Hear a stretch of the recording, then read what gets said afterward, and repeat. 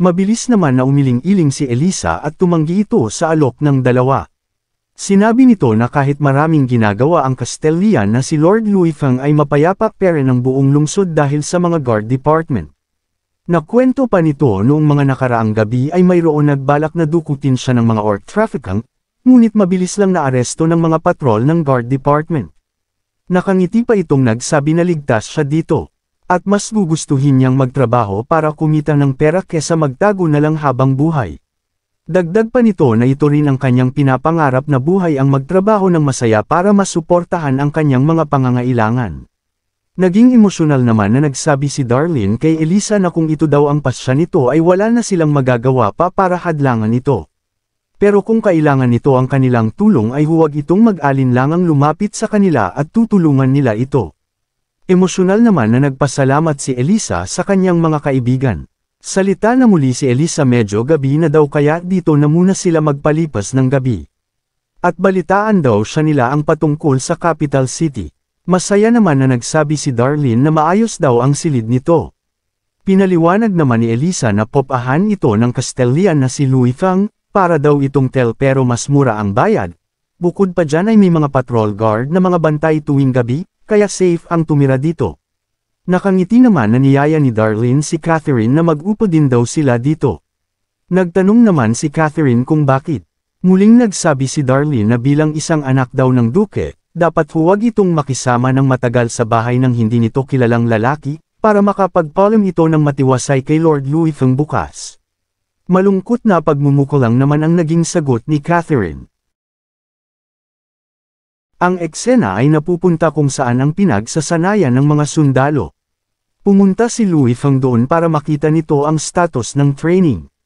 Ang kwento ay napunta kay Boy Kulot na sumisigaw sa mga trainee na kung hindi sila papasa sa training sa darating na isang buwan ay umalis na sila dito sa training camp at kumain ang mga ito ng sarili nilang pagkain.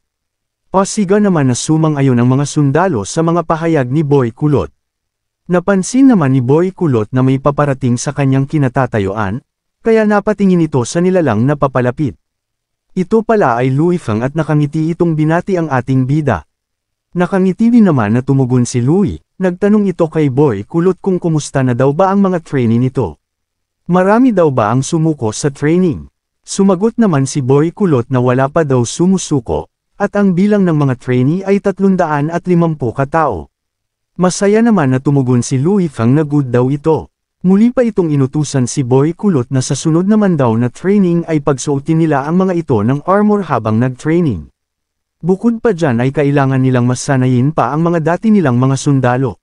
Sumang-ayon naman si Boy Kulot sa mga pahayag ng ating bida. Samantala si Mina naman ay nagsabi kay Louis Fang na ang order nilang mga kabayo ay paparating na sa loob ng 6 hanggang 7 araw. Muli pa itong nagsabi na kung dumating na ang mga kabayo ay sanayin nila ng gusto ang mga magiging kabalyero ng Xiang City.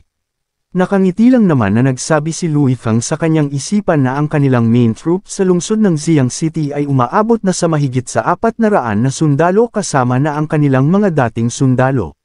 Muli pa itong nagsabi na kung masusuot pa ang armor na kanyang ginawang disenyo, kahit na hindi sila ang the best sa mundo ay tinitiyak niya naman na matatalo nila ang ilang libong mga knight. Kaya kailangan na niyang makabuo ng navy sa lalong madaling panahon. Dahil tinitiyak niya na ang mga ibang Castilian ay hindi mabubuting tao. Kaya ang Maritime Gold Road ay hindi ito ligtas.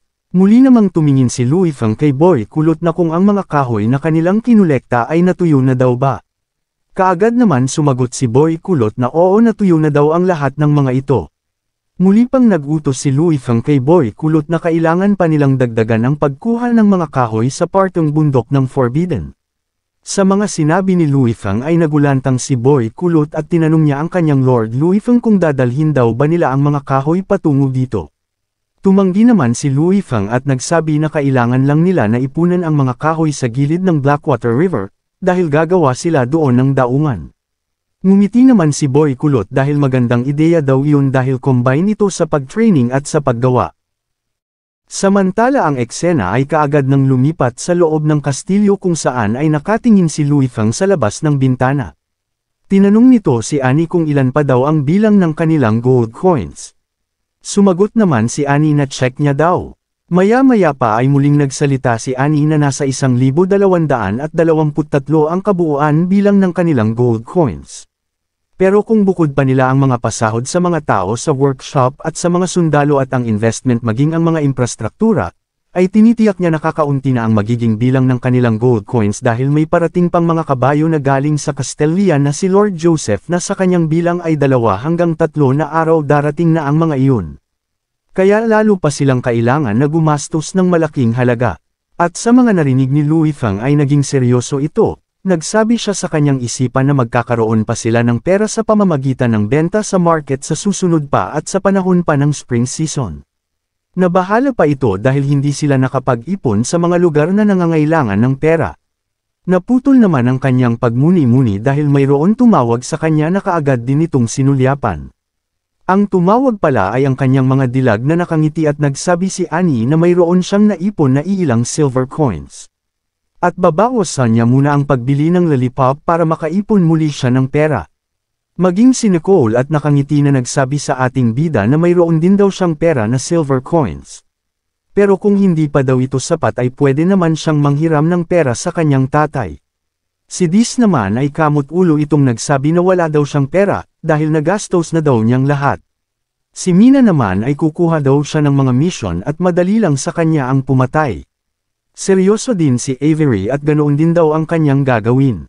Sa mga sinabi ng mga dilag ay naging emosyonal ang reaksyon ni Louis Fang dahil sa mga Senador Zero na magpahiram ang mga ito ng pera para makatulong sa kanya.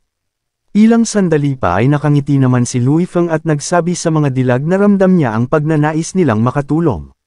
Pero hindi pa daw sila mauubusan ng gold resources, kaya itago na lang nila ang kanilang mga pera at bumili sila ng mga nais nilang bilhin para sa kanilang mga sarili.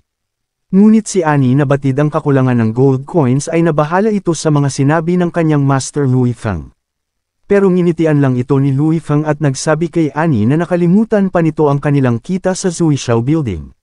Dahil sa sinabi ni Louis Fang ay mabilis nang hinanap ni Annie ang listahan patungkol sa kita nila sa Zuishao Building dahil nakalimutan nga niya ito isama. At nang makita niya ito ay napangiti ito ng matamis dahil kumita daw sila ng 7 gold coin sa loob ng 3 araw. Ilang sandali pa ay muli itong tumingin kay Louis Fang at nagsabi na kaya nilang makamit ang lahat ng gastusin para sa susunod na spring season. Nakangiti naman na sumang-ayon si Louis Fang sa mga pahayag ni Annie.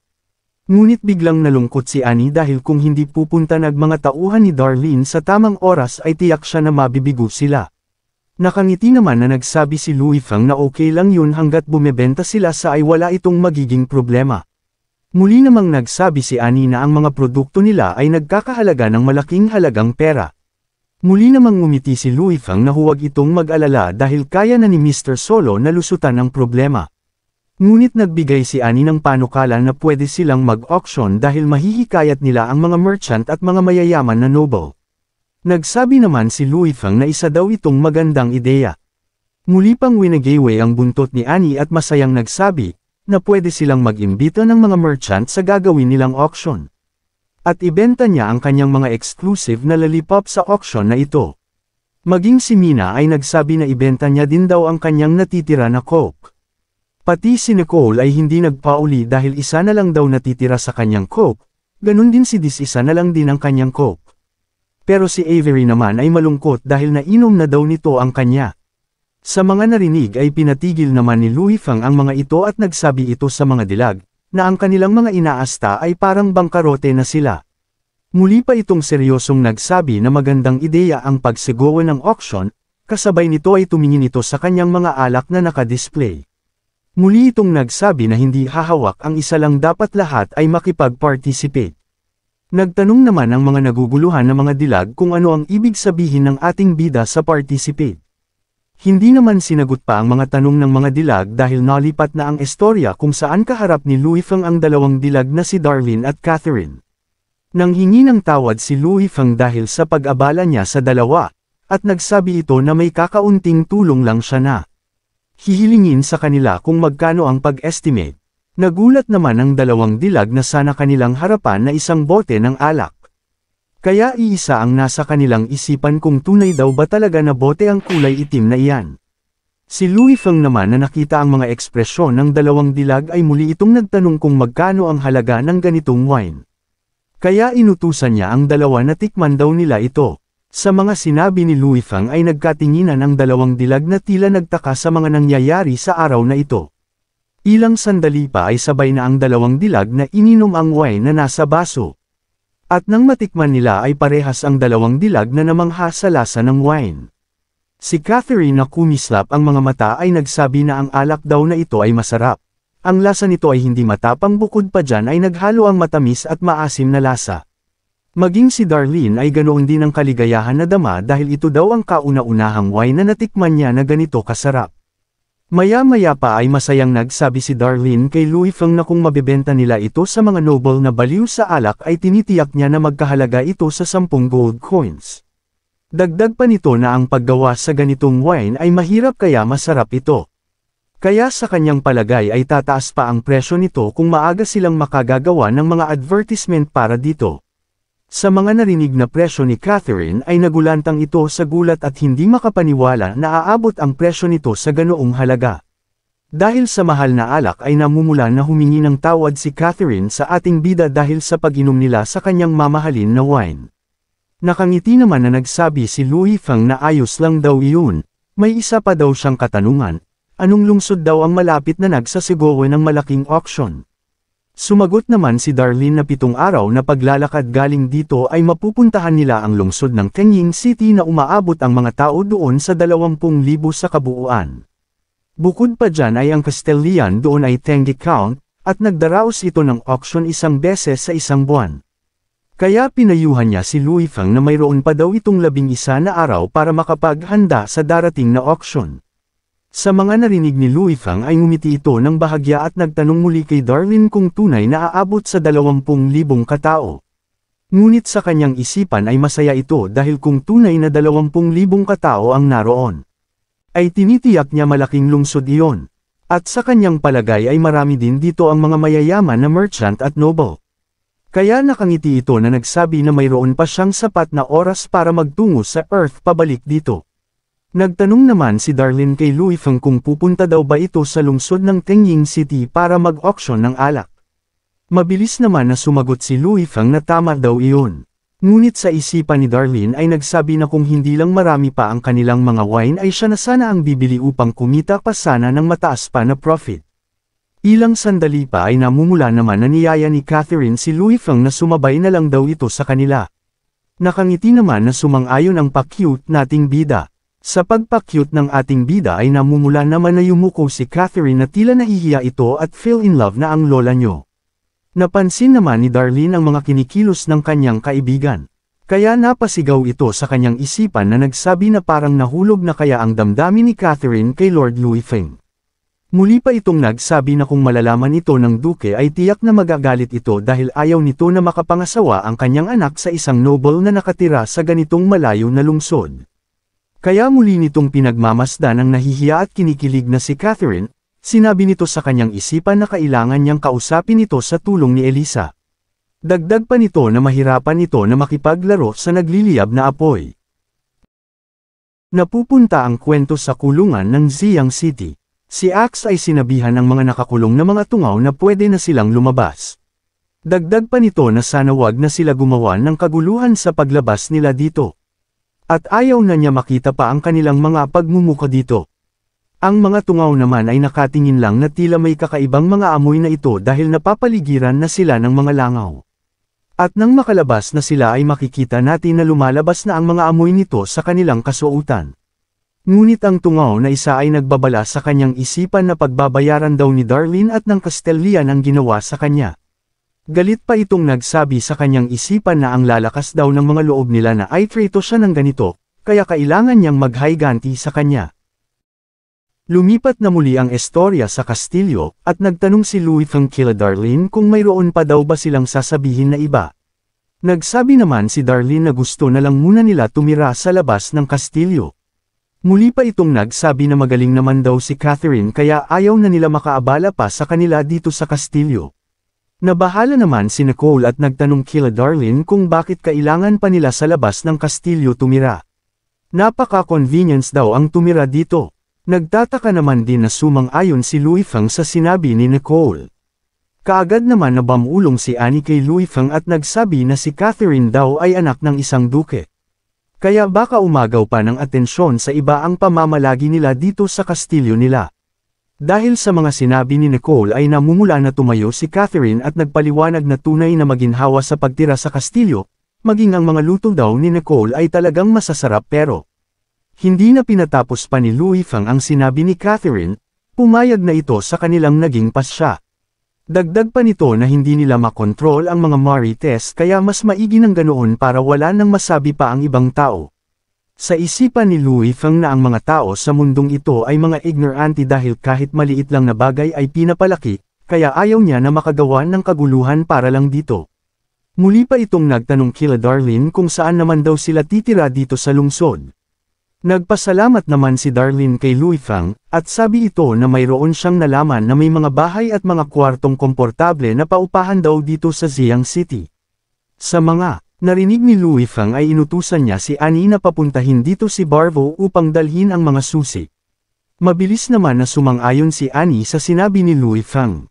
Habang pinagmamasdan ni Louis Fang ang dalawang dilag ay nagsabi ito na mayroong daw mga patrol guard na nagronda sa paligid para sa kanilang mga kaligtasan.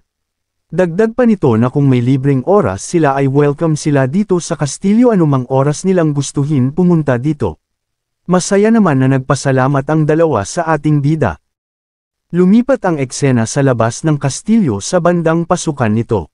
Muli ay naririto ang mga tungaw sa labas at nagsusumigaw ang isa na siya daw si Viscount Jesse.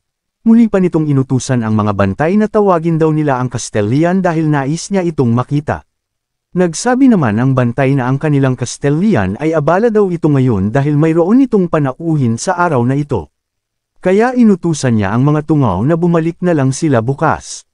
Sa mga sinabi ng mga bantay ay lalo pang nagalit ang tungaw at sinabihan niya ang mga bantay na walang mga hiya at isa lang daw silang mga guard.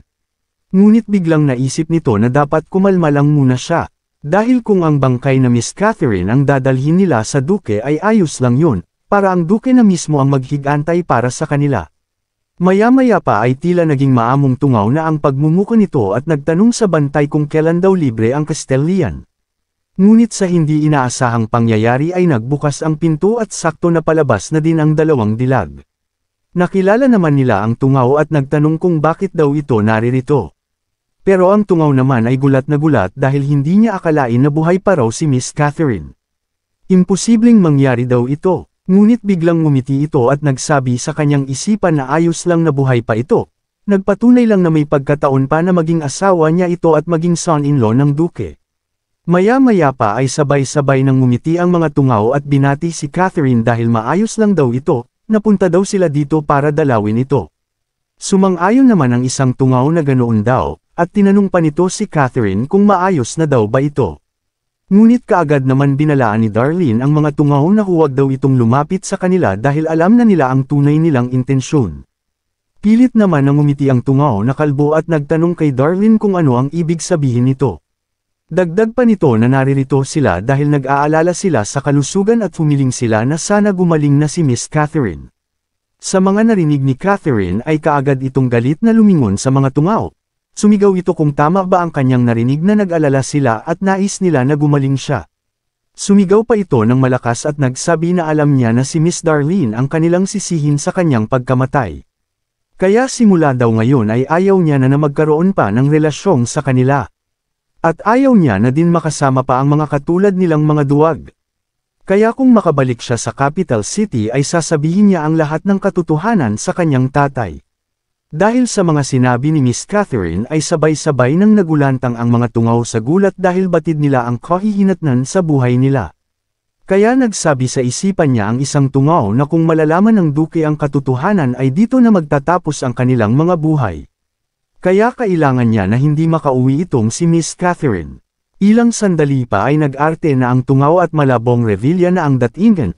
Nagsabi na muli itong tungaw na mag-ingat daw sila sa babae na ito dahil hindi na daw ang Miss Catherine ang nasa loob ng katawan na yan. Muli pa itong gumawa ng aksyon na nagsabi na sinabi sa kanila ng mangkukulam na hindi na daw gagaling si Miss Catherine dahil nakahiga na lang ito ng matagal sa kanilang barko noon. Kaya nagtaka siya na bakit bigla na lang maging energetic ang Miss Catherine na kanilang kilala. Dagdag pa nito na siguro ay may ginawa na kababalaghan ang mangkukulam na doktor na iyon sa kanilang Miss Catherine, at baka patay na ang tunay na Miss Catherine at kagagawan ito ng Castellian at ni Darlene. Ang mga tungaw naman ay nakangiti dahil maganda daw ang naisip na palabas ng kasamahan nila. Dahil kung tunay o hindi ang Catherine na yan ay pwede nila itong patayin, para kung ang bangkay nito ay namatay dito sa Siang City ay tiyak niya na maghayganti ang duke at sila naman ay magiging hayahay ang kanilang magiging buhay. Ang isang tungaw naman ay sumang-ayon sa sinabi ng kanyang kasamahan dahil papaano daw nakapaglakad ang kanilang Miss Catherine ng ilang araw lang. Sapagkat batid naman nilang lahat na malala ang naging sakit nito, kaya sa kanyang palagay ay hindi na nga ito ang Miss Catherine nila. Dahil sa mga sinabi ng mga tungaw ay kaagad nang humadlang si Darlene sa gitna at sumigaw na kung ano ang kanilang kailangan. Dagdag pa nito na si Miss Catherine daw ito na anak ng duke kaya gumalang naman daw sila. Ngunit sa hindi inaasahang pangyayari ay tinulak lang siya ng tungaw. Sumigaw pa ang kalbong tungaw na si Darlene ay isa din kasabwat. Kaya mapaparusahan ito kung makakabalik na sila sa capital city.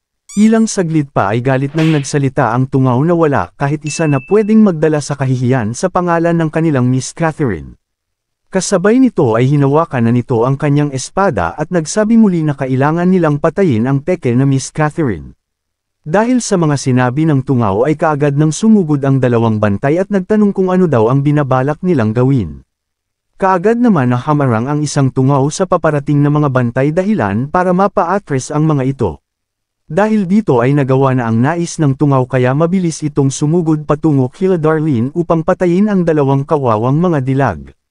Nagsusumigaw pa ito na magtungo na daw sila sa impyerno ang pekeng Catherine. Pumikit na lang ang dalawa at sumigaw si Catherine upang manghingi ng tulong. Maya-maya pa ay isang slash ang damaloy sa ere. Ngunit ang slash pala na ito ay nanggagaling sa ating bida para ma-counter ang atake ng tungaw. Dahil sa malakas na atake ni Louis Fang ay tumilapon ang tungaw pabalik. Naging seryoso na muli ang pagmumuka ng ating bida na halatang galit na galit ito. Kaya ilang saglit lang ay mabilis na nitong dinaanan ang mga tungaw at nagmalalansulat ito, kaya sabay-sabay nang tinamaan ang tatlong natitira na tungaw. Mabilis na din na ibinalik ni Louis Fang ang kanyang espada nang malaman nito na tapos na ang laban. Habang nakabulagta ang mga tungaw sa lupa ay seryosong inutusan ni Louis Fang ang mga bantay na dalhin ang apat na ito sa guard department. At mabilis din naman na sumang-ayon ang dalawa sa utos ng ating bida.